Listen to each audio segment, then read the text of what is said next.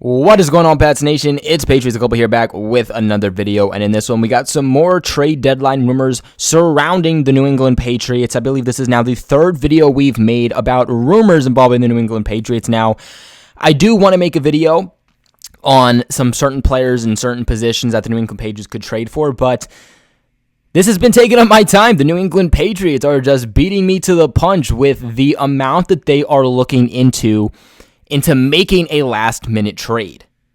We've already heard about Golden Tate, Evan Ingram, Will Fuller. If you want to hear about those, I made videos on those on my channel already. Go ahead and check them out after this video. But this time, the New England Patriots are being linked back to the Detroit Lions wide receiver, Marvin Jones. Now, I actually made a video on this a month or two ago about the New England Patriots being interested in Marvin Jones, and we are now hearing right before the trade deadline that they have some interest yet again.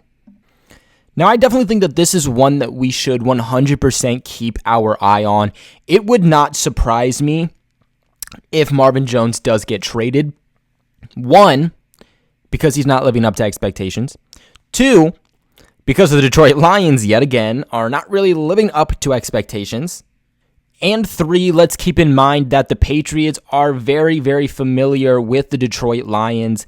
You know, whether that is Quinn, whether that is Matt Patricia, there is a relationship between both parties, which always does help in potentially getting a trade done.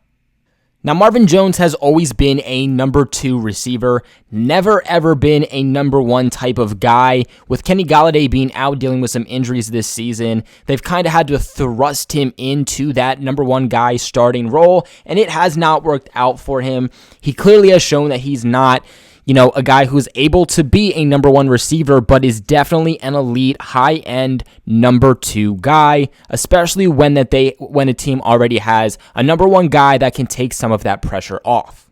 Something that I also really like about Marvin Jones is that he has always been a very clutch player.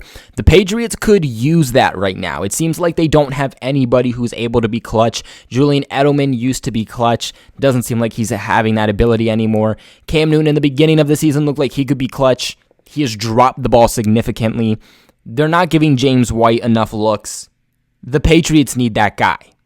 But at the same time, it doesn't seem like Marvin Jones has really been accustomed to the 2020 season. It hasn't come to fruition this year, that clutch number 2 receiver.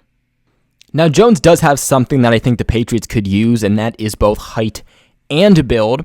6'2", 198 pounds. He is a guy that can play in the middle of the field, a guy who has a lot of time played on the outside of the field, and the New England Patriots either way need that right now, but they especially could use a receiver with some height. They do have N'Keal Harry, but him being the only guy with height and him already having his technical issues, with techniques and just learning curves and whatnot, the Patriots could use a tall receiver, a veteran receiver. Let's keep in mind, Marvin Jones is 30 years old. He has been in the NFL since 2012 when he was a 5th-round pick by the Cincinnati Bengals.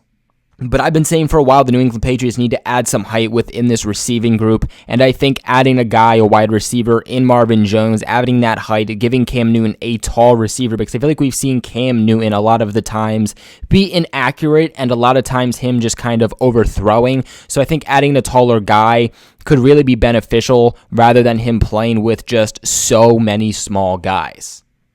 Now, something that I have said several times about the Patriots when hearing that they're looking to make a trade for another receiver, tight end possibly, is that, look, I do not want them to make a trade for a guy that is going to be not a number 1 receiver.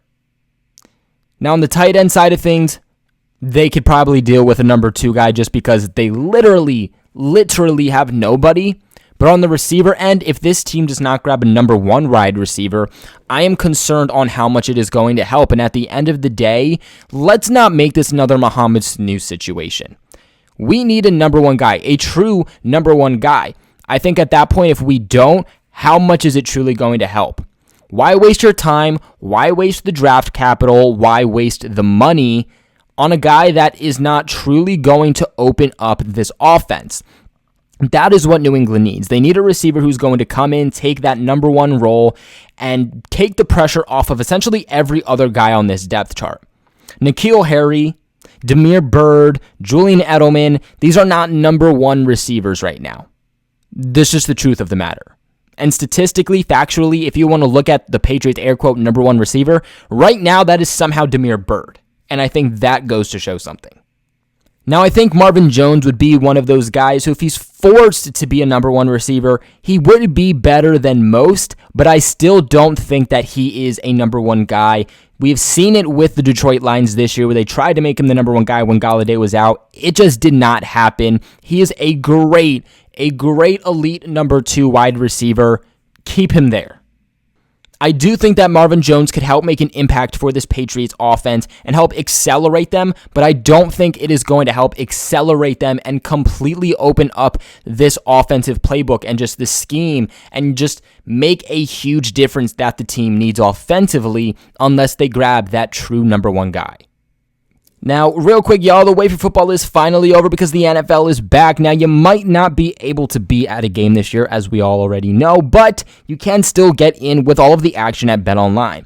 Now, BetOnline is going that extra mile to make sure that you get in on everything imaginable for this upcoming season, all the way from game spreads and totals to team, player, and coaching props. BetOnline gives you more options to wager than any place online. Now, you can get in on their season opening bonuses today and start off wagering on win, division, and championship futures today. All you got to do is head to BetOnline right now and take advantage of all of their great sign-up bonuses. Again, that is BetOnline, your online sportsbook experts. Now, statistically, Marvin Jones has put up better stats than I feel like most of the other guys we've talked about. From a trade perspective, from the rumors that we've heard about, so far this would definitely be my favorite guy to trade for. I would definitely pick him over a guy like Golden Tate. I'd pick him over a guy like Will Fuller. He's put up seasons with over 1,000 yards. Well, I should say he should put up a season with over 1,000 yards. And that was in 2017 when he appeared in 16 games, had 107 targets, 61 receptions, 1,101 yards, averaging 18 yards a reception, and 9 touchdowns. But again, still a guy that has always put up very respectable numbers. 779 yards in 2019, 508 yards in playing just 9 games in 2018, 930 yards in 2016. And so far in 2020, he has appeared in 6 games, 30 targets, 19 receptions, 226 yards, averaging 11.9 yards per reception, and 1 touchdown. The thing I like about Marvin Jones is that he mixes speed with also being a strong receiver who's able to run routes. He's not just a pure go route, deep threat wide receiver, but he's able to move the chains. He's able to be that deep threat if you need him. He's able to be a guy that if you just want to do intermediate to small routes, he's able to do that. Again, 18 yards per reception as an average in 2017, 14.5 yards in average per reception in 2018. 12.6 yards per reception just last year in 2019. So far this year, averaging 11.9 yards per reception. So I definitely think that goes to show that he is able to move the chains. Now, from a contract perspective, this is a part that I do not like, and that is the fact that he is in contract year. Look, I know that's a classic Bill Belichick move. I know that a lot of teams do like to do that at the trade deadline, but honestly, I don't know if adding a receiver helps this team get further. In the end, I think that this team just has too many problems that if they really want to become true Super Bowl contenders, they need to make multiple trades at multiple positions, not just wide receiver. And because he is just signed for the rest of 2020, how much is this, again, really going to help? I'd like to see them get a guy who is signed for a few seasons.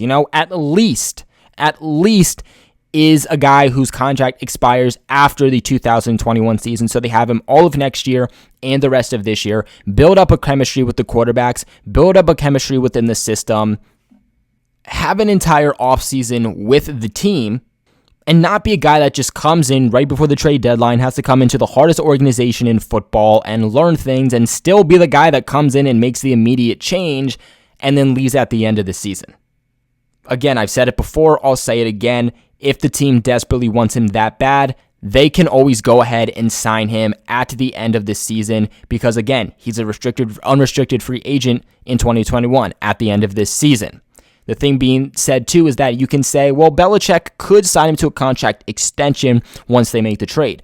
Can he? Yes. Will he? Most likely not, because Belichick does not like to talk about contracts during the season. They rarely happen.